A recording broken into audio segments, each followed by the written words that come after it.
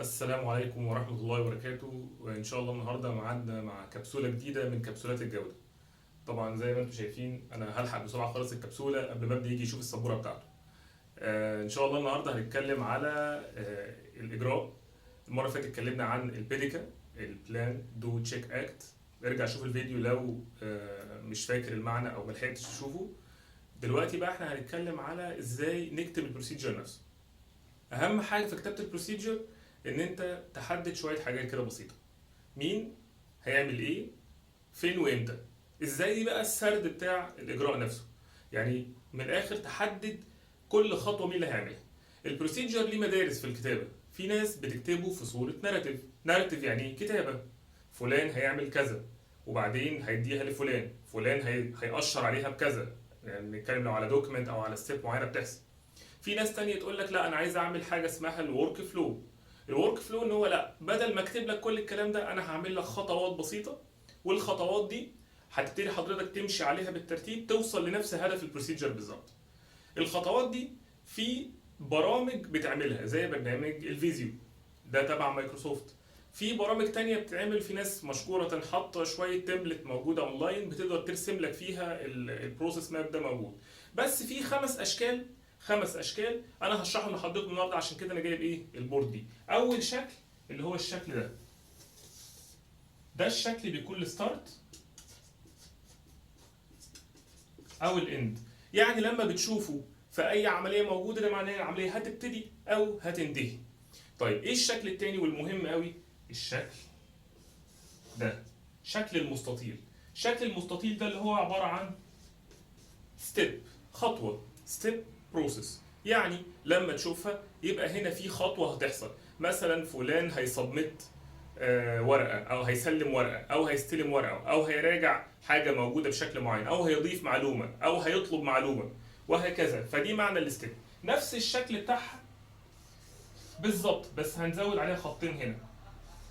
دي معناها سب بروسيس. يعني ايه سب بروسيس؟ يعني عمليه باطنيه. يعني ولنفرض مثلا حضرتك رايح تعمل البطاقه بتاعتك، هتشتري الورقه بتاعتك وهتملى، وبعدين المفروض طبقا للسجل المدني هتسلمها له علشان يبتدي يطلع لك البطاقه. قبل ده في ما بين الاثنين كده عمليه صغيره. العمليه دي عباره عن ايه؟ ان انت مثلا محتاج تقشر على دي من النقابه.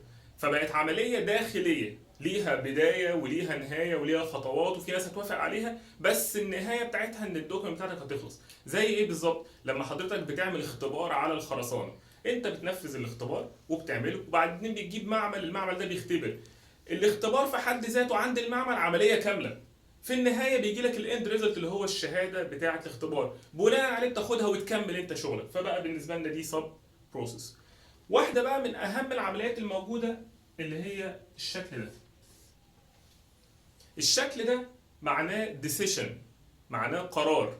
القرار ده ممكن يكون رفض او قبول بمعنى yes or no، ممكن يكون موافقه او رفض بمعنى approval او rejection، approved او rejected، او ممكن يكون توزيع.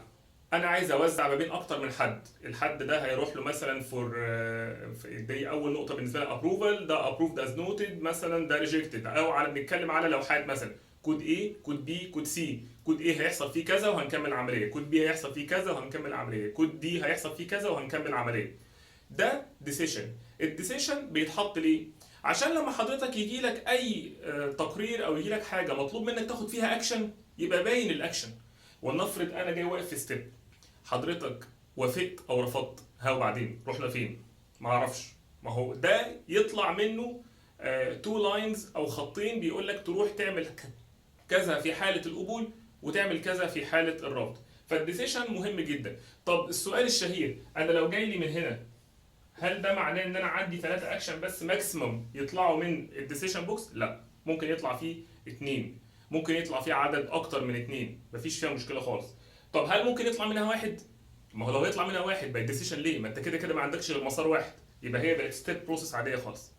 طيب في طبعا اشكال تانية موجوده كتير. خلينا اقول لكم ان الاشكال الاساسيه بتاعتنا هم الاربعه دول، ونزود عليهم الشكل الاساسي بتاعنا اللي هو الدوكيمنت. ده شكل الدوكيمنت تقريبا يعني. الدوكيمنت دي بتعمل ايه؟ لو انا جاي لي الدوكيمنت دي السهم بتاعها لو فرضنا ان هنا ستيب بروسيس وخارج منها، ده معناه ان هي ايه؟ اوتبوت من العمليه، في دوكيمنت خارجه من العمليه، فبالتالي هيكون عندي ناتج نهائي عباره عن دوكيمنت. طب لو العكس بقى، لو نفس الشكل ده كده بس داخل جوه الستيب، ده معناه ان هو انبوت جوه العمليه او انبوت جوه الستيب اللي بتحصل دي. الحاجات دي اساسيات بنقدر نشتغل عليها علشان بس نقدر نقرر هل انا اقدر امشي العمليه بصوره السب بروسيس او بصوره الستيب بروسيس او بصوره الورك فلو او البروسيس ماب. ده بيسهل علينا كتير جدا وانت بترسم، طبعا بيقلل لك الكلام تماما، بس لازم تكون كل ستيب واضحه ومحدده علشان ما يحصلش عندك اي تشتت.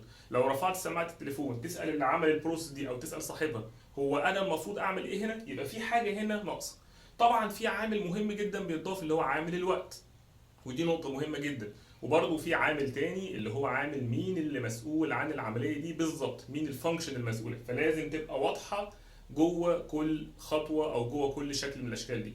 المرة الجاية هنشوف ده جوه الستيب بروسيس، جوه البروسيس الكاملة، جوه السب بروسيس ازاي بيترسم مع بعض. وان شاء الله هنشوف من بعد كده شكل. طبعا هحاول اجيب بورد تاني عشان ابني غالبا هياخدها مني، فانا هحاول ان انا اجيب لكم واحده اوضح شويه ومكتوب فيها بروسيس كامله ويكون موجود فيها حاجه كمان اسمها السويم لين.